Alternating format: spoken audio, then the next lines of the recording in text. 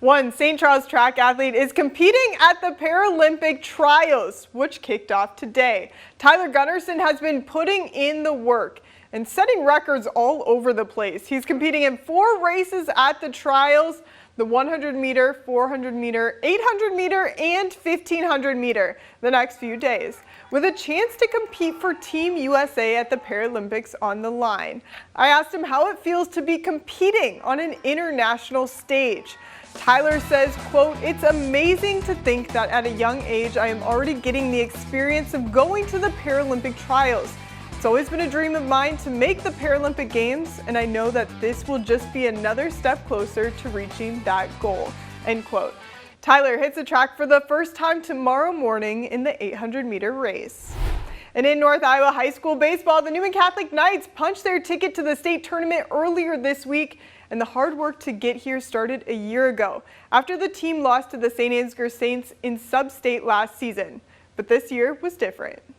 That final out just felt awesome. It's like, kind of like dreams come true type stuff. It's just hoping for that final. And every single pitch, I was like, oh man, when's it going to happen? And then, it happens and you're just so hyped up.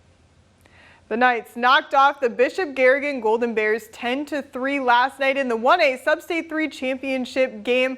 That was actually not last night, earlier this week. The team is working on the details and taking it pitch by pitch.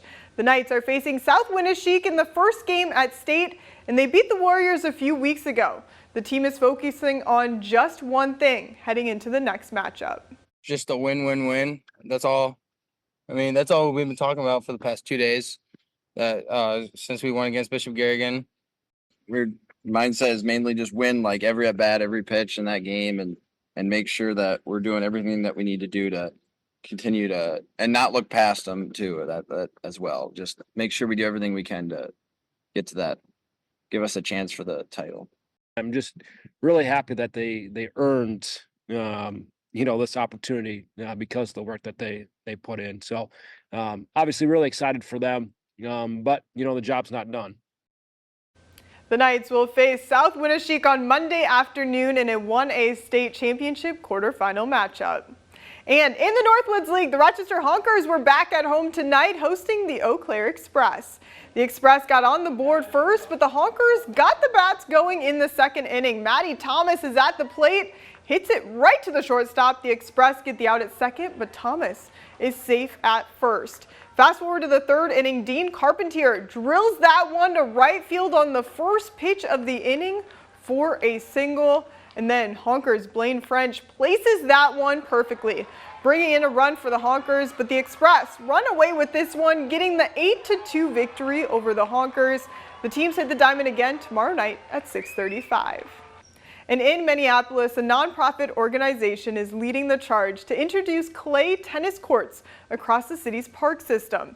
Minneapolis Community Clay Courts, spearheaded by Charles Weed, successfully approached the city with a proposal to construct the first public clay courts. These courts, promoted as the finest in the Twin Cities, opened to the public in October of 2021. Weed says the initiative aims to provide accessible tennis facilities for players from diverse socioeconomic backgrounds. He says, unlike traditional tennis courts, clay courts are open to anyone with a racket, free of charge. The choice of clay offers several advantages, including a slower play pace and a softer surface that reduces impact on players' joints. But he says there is still work to do. If the mission is to make clay courts available to everyone, let's move this around. The superintendent said he wanted to build 5 of these, so we're working on number 2 now. And moving forward, Minneapolis Community Clay Courts is collaborating with the Minneapolis Parks and Rec Board to fundraise and transform 3 additional tennis courts along Minnehaha Creek into clay courts.